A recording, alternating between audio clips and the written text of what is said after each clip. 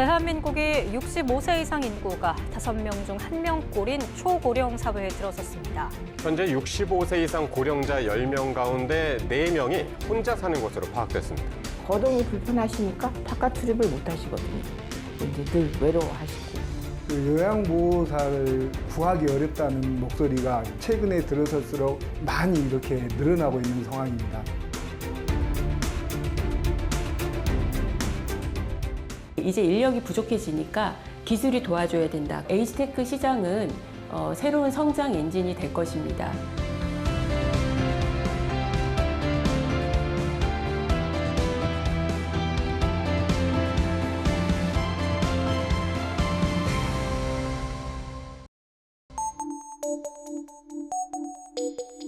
대한민국 국민 5명 중 1명은 65세 이상 고령자.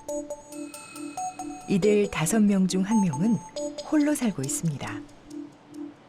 나이가 든다는 것, 누구도 피할 수 없는 것이죠. 홀로 산다는 것, 현대사회에선 보편적인 삶의 방식입니다. 미래의 나의 삶이 될 수 있는 고령 독거 가구의 생활은 어떨까요? 이는 먹고 나오기도 밥 먹기가 싫으니까 좋은데요. 그래도 더 잡숴야지. 한 숟갈만 말아서 잡숴요. 다 잡섰어요, 이제? 응. 홀로 사는 85세 김설의 어르신. 오늘같이 요양보호사가 오지 않는 날이면 밥 한 술 뜨는 것도 쉽지 않습니다.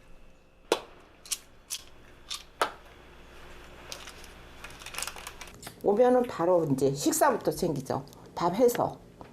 와서 밥 해서 국 끓이고 해서 반찬 챙기고 그 식사하시게 하고 그리고 나서 이제 좀 앉았다 약 드시게 하고.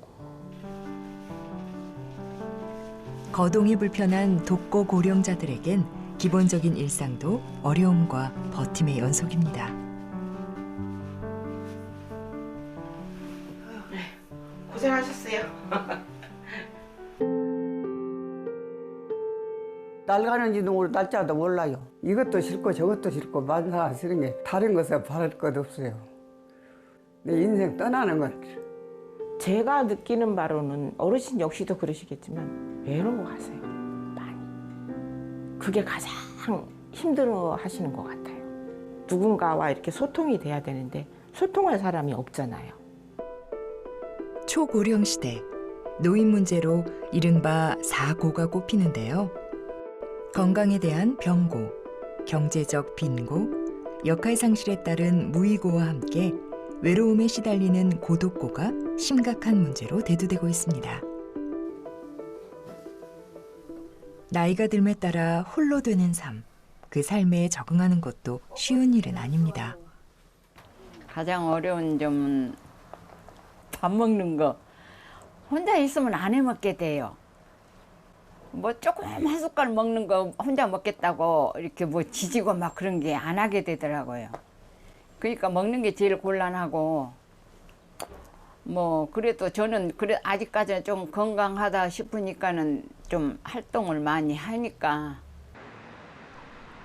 아직 일상생활에 큰 어려움이 없더라도 돌봄과 그에 따른 경제적 문제는 노년층에겐 큰 걱정거리인데요.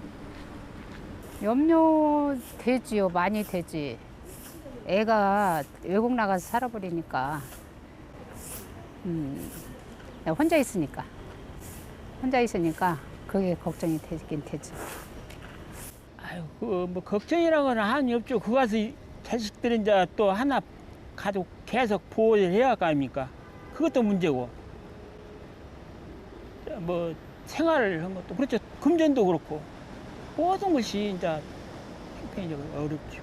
제가 그 일을 하고 있기 때문에 이제 작은 아들은 또 직장 나가고, 근데 내가 이제 내 하던 일을 놔둔 상태에서 이제 케어를 하려니까 이제 그런 어려운 점.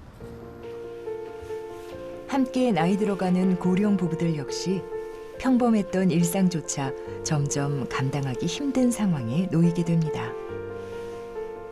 우리 두 분 살고 있으니까 그대로 둘이 이제 청소는 같이 하고 또 뭐 설거지 한 것도 또 할아버지가 그냥 도와줄 때 있고 허리가 구부러져 갖고 작년 다르고 올 다르고 그냥 힘들어요. 좀 어렵다는 게 이제 활동하는 건데 이제 우리가 예를 들어 집안에서 무슨 이제 무거운 뭐 짐 같은 걸 든다든가 좀 움직이는 게 그런 게 좀 힘이 들어요. 그리고 이제 어디 멀리 간다든가 좀 여행을 한다든가 이 멀리 장시간 움직이는 거. 그렇다면 돌봄이 필요한 부모님을 둔 자녀들의 입장은 어떨까요? 가장 먼저 마주하는 건 역시 경제적인 부담과 누가 어떻게 돌볼 것인가에 대한 현실적인 고민입니다. 아버지는 양로원에 계시고 어머니는 혼자 지내고 계세요. 일단은 금액적인 부분에서 저 이제 제가 생활하면서 그쪽으로 또 따로 나가야 되니까 그런 것도 약간 있고, 제가 이제 일을 하면서 자주 못 간다는 게 그게 좀 문제죠. 아직 부모님이 건재한 젊은 세대조차도 다가올 미래를 막연한 불안 속에 걱정하고 있는데요. 생계가 좀 부담이 될 것 같기는 해요. 네, 이제 일을 해야 되는데 부모님을 같이 돌봐야 되는 상황이면은 사실 일에서든 돌봄에서든 먼저 부재가 있을 것 같아가지고 네, 그런 게 제일 걱정이 되긴 하죠. 그런데 이 고민 속에서 우리가 놓치고 있는 부분이 있습니다. 가정 안에서 감당하기 어려운 돌봄. 그 자리를 대신해줄 돌봄 인력은 과연 충분할까요?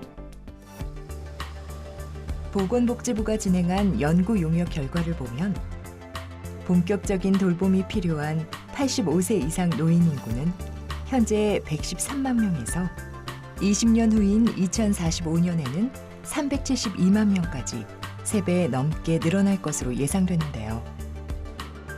하지만 돌봄 인력 증가 속도는 수요가 급증하는 속도에 미치지 못하고 있습니다. 현재 65만 명이 일을 하고 있는데 그 요양보호사를 이렇게 구하기 어렵다는 목소리가 최근에 들어설수록 많이 이렇게 늘어나고 있는 상황입니다. 보건복지부는 요양보호사 1명당 노인 1.5명에서 1.9명을 돌보는 현 수준을 유지하기 위해서는 2043년에 99만 명의 요양보호사가 추가로 필요할 것으로 내다봤는데요. 요양보호사들은 왜 자격증을 취득하고도 현장을 떠나는 걸까요? 신입사원이나 우리 경력직이나 10년 차가 넘었는데도 신입을 어제 오나 한 달이 됐든 급여가 똑같다는 거. 시급이 똑같아요, 우리는. 나이 먹은 아줌마들이 집에서 하는 일을 하는데 뭐 그렇게 대단하냐고. 물론 집에서 하는 일 되풀이라고 할 수 있어요. 그렇지만 그것도 일종의 우리는 봉사고 사명감이다라고 생각을 하고 열심히 하고 있는데 그렇게 말씀하시면은 되게 기분이 안 좋죠. 한국보건사회연구원의 2022년 장기 요양 실태 조사에 따르면 방문 요양 급여를 받는 요양보호사는 월 평균 21.5일, 72.7시간을 일하고 평균 87만 원을 받은 것으로 나타났는데요. 그러니까 항상 보면은 좀 뭐랄까 좀 빡빡하다고 해야 되나? 예. 그러니까 시간도 그렇고, 예. 그래서 그런 게 사실은 조금 개선이 좀 돼야 되지 않을까. 나라에서 조금 더 지원이 되면 아무래도 저희한테도 좀 그런 게 많이 좀 돌아오지 않을까 또 그런 생각을 합니다. 네. 사실 장기 요양 돌봄에서 인력 부족에서 가장 좀 문제가 되는 건 뭐냐면 사실 좀 기회 비용인 것 같아요. 그러니까 뭐냐면 지금 돌봄 명언을 갖고 계신 분들이 주로 아기도 돌보고 또는 간병인 업무도 하시고 계시거든요. 근데 이들의 경우에는 장기 요양 수가가 다른 그 아기 돌봄이나 간병인에 비해서 수익이 조금 낮다 보니까 좀 아무래도 많이 좀 장기 요양 돌봄을 좀 회피하시는 경향도 있는 것 같아요. 장기 요양보험 제도가 크게 위기에 있다고 저는 보고 있습니다. 그 위기의 원인은 두 가지인데요. 하나는 장기요양보험 제도 범위가 이렇게 어르신이 늘어남에 따라서 확장되는 게 아니라 올해부터 이렇게 축소되기 시작했다는 게 큰 우려를 보내는 지점이고요. 다른 하나는 장기요양보험제도의 가장 핵심 인력이 요양보호사입니다. 그런데 최근에 요양보호사를 구하기 어려운데 특히 시골일수록 매우 구하기가 어렵습니다. 장기요양보험에 의존하는 요양보호사 급여. 하지만 물가 상승률에 따라 조금이라도 인상돼 왔던 장기요양보험 수가가 올해는 경제 여건 악화로 인해 전면 동결됐습니다. 그 결과 요양보호사들의 처우는 더욱 어려운 상황입니다. 낮은 처우와 사회적 인식, 이 두 가지는 돌봄 현장을 지키던 요양보호사들이 일터를 떠나는 주된 이유입니다. 하지만 또 하나의 중요한 이유가 있습니다. 바로 아직까지도 명확히 정립되지 않은 직무 범위입니다. 무조건적으로 수가를 높인 것보다는 지금 요양보호사들이 가장 크게 힘들어하는 것 중에 하나가 자신들의 직무 내용이거든요. 그러니까 자기는 가사 지원이나 일상생활 지원인 줄 알았는데 자신이 생각하는 범위가 아닌 마치 그 노인의 모든 가정일을 대신해주는, 설거지도 하고 그 부인의 그러니까 다른 일들을 너무 하다 보니까 제가 봤을 때는 이러한 좀 모니터링이나 어느 정도 이 사람이 좀 직무적인 전문성을 좀 향상시킬 수 있는 내용으로 좀 어느 정도 정립한 이후에 좀 그런 여건이 개선되는 게 더 먼저입니다. 돌봄 노동 인력 문제. 정부는 외국인 인력을 도입해 공백을 메우려는 방안 계획도 나오지만 대안이라 보기엔 여러 문제들이 있습니다. 저는 정부의 이 대책의 실효성에 대해서 매우 큰 의문이 듭니다. 예를 들면은 지금 현재 외국의 유학생들이 대한민국에 와서 일주일 5일 동안을 공부하고 있는가? 실제 운영은 그렇지 않습니다. 하루 정도 학교 나가고 나머지 4일은 소위 말하는 알바를 뛰고 있는 거죠. 대한민국 사회는 모든 시급이 최저임금이 보장되는 사회인데 왜 그들이 똑같은 최저임금인데 우리 장기요양보험의 범위 들어와서 일을 할 수 있고 그 인력들이 들어오면은 부족한 요양보호사 수급난이 해결될 거라 판단하는지 매우 의아합니다. 급증하는 돌봄 노동 수요를 손 놓고 볼 수 없는 지자체들도 다양한 정책을 내놓고 있습니다.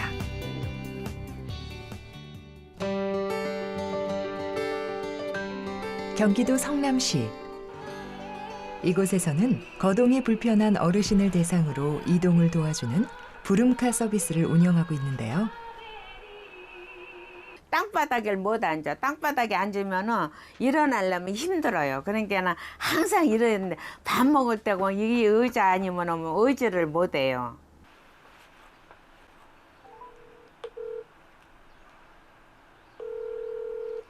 미경 선생님. 네네. 부름카 부르는데 네. 저 문 앞에 좀 와주십사 하고요. 아, 네네. 알겠습니다, 아저씨. 네. 내가 이제 오늘 병원을 가면은 다음 파스에 가는 날짜를 미리 예약을 해요. 미리 예약을 하면은 그 부름카 선생님이 너무 좋아요. 상냥하고 아주 어른들한테 너무 잘해요. 우리가 다리가 아프니까 항상 내려서 내려주고 항상 올려주고.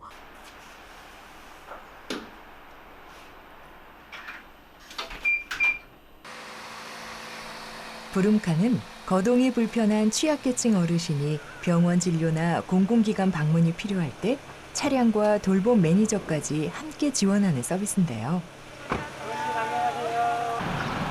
뒤로 바짝 앉으시고 안전벨트 내드릴게요.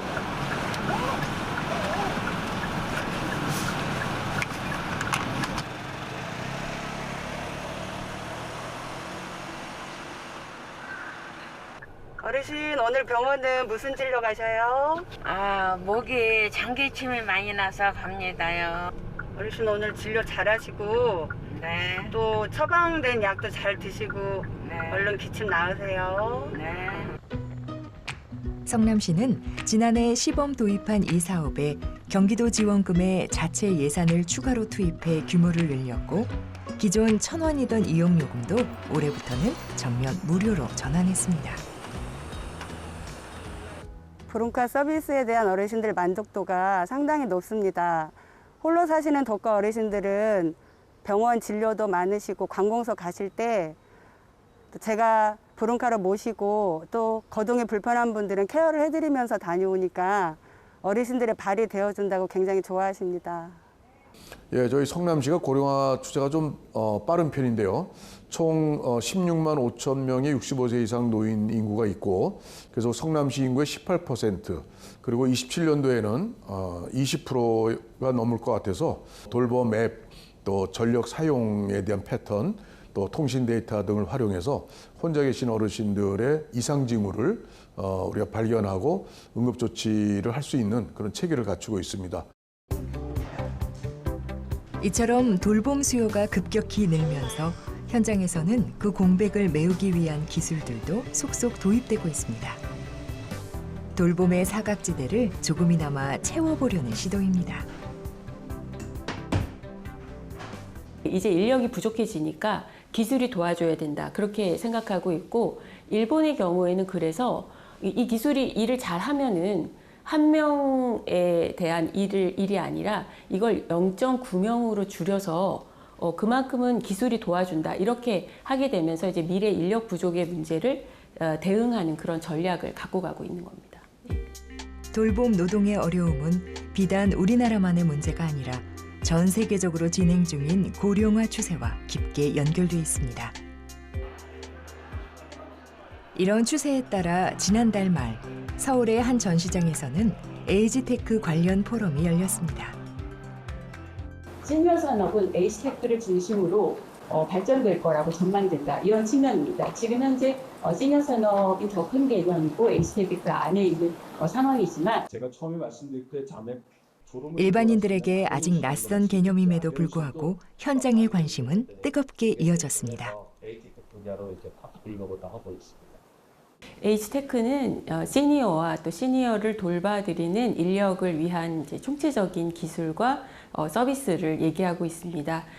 집에서 혼자서 사실 수 있도록 도와드리는 그런 기술과 또 그 돌봄 인력을 위해서 그분들이 신체적, 정신적 부담을 경감시켜 드리는 부분을 주로 내용을 얘기하고 있고요. 더 나아가서는 이분들이 이러한 기술들을 잘 사용하실 수 있도록 하는 그런 에이지테크 리터러시를 높이는 그런 부분까지 확장돼서 설명하고 있습니다.